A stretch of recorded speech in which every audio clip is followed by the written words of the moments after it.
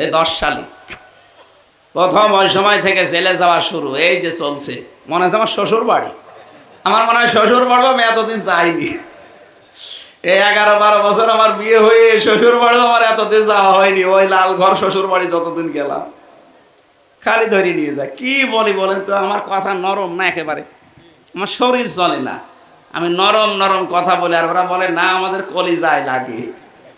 আজকে যদিও বলছি না, কারণ আমার শরীর পারছে না, ঘুম ঘুম ভাব, এখন আমার মনে হচ্ছে ঘুমায়।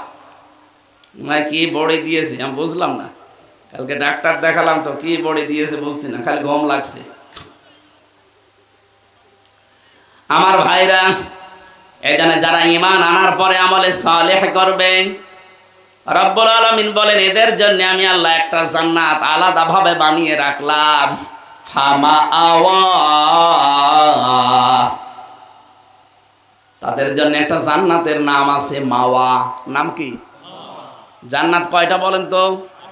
না না, জান্নাতে একটা দরজা বা স্তর 8টা, 100টা আমি পেয়েছি তাফসিরে। পুরা কোরআনে আল্লাহ 100টা জান্নাতের বর্ণনা দিয়েছেন, আমরা মাত্র 8টা জানি। এর স্তর আছে, যে যেই ধরনের কাজ করবে দুনিয়ায় আল্লাহ পাক ওই দরজা দিয়ে তাকে প্রবেশ করাবে। এক গ্রামে প্রাইমারি স্কুল নেই, বলেন না কেন? 1 থেকে 5 পর্যন্ত পড়ায় না? যে যেই ক্লাসে পড়ে ওই ক্লাসরুম আলাদা আছে না, দরজা আলাদা আছে না? আপনি 1-এ পড়েন, 5-এর ক্লাসে ঢুকতে পারবেন? আর ঢুকলে আপনাকে বসতে দেবে?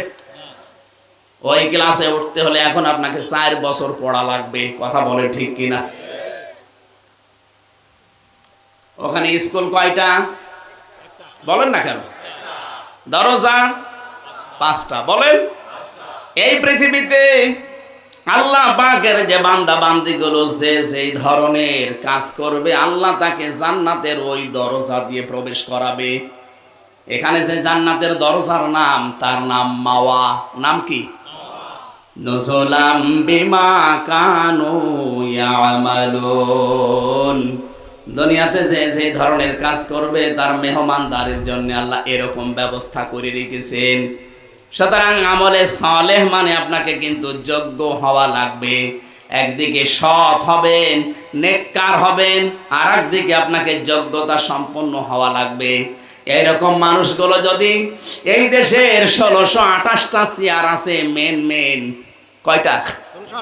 1628টা চেয়ারে যদি এরকম সৎ এবং যোগ্য মানুষ আমরা বসাতে পারি, এই বাংলাদেশটা মিনি জান্নাত হয়ে যাবে।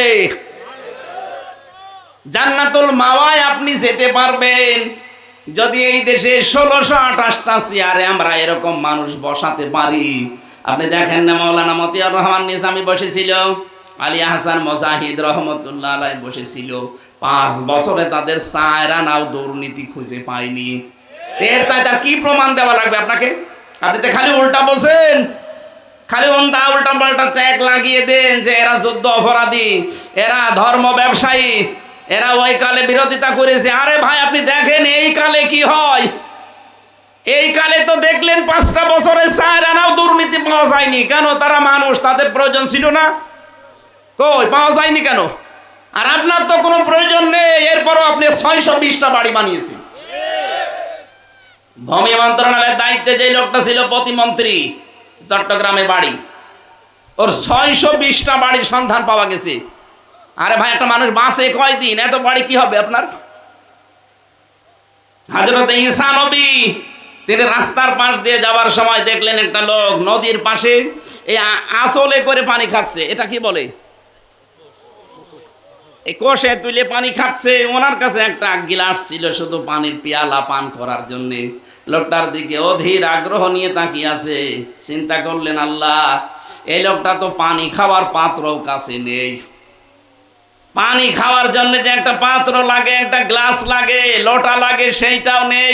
ও হাতে তুলে পানি খায়। আর আমি নবী, আমার কাছে একটা পানি খাওয়ার পাত্র, কি করবো? আমি তো দুনিয়াদার হয়ে গেলাম। ওইটা ছুঁড়ে মেরে বললেন, আমার আর কিচ্ছু লাগবে না, এতটুকু দুনিয়ায় আমার কি দরকার? আর আপনার 620টা বাড়ি বানিয়েছে, আমার মনে হয় আরো 5 বছর থাকলে আরো 100টা বানাইতো।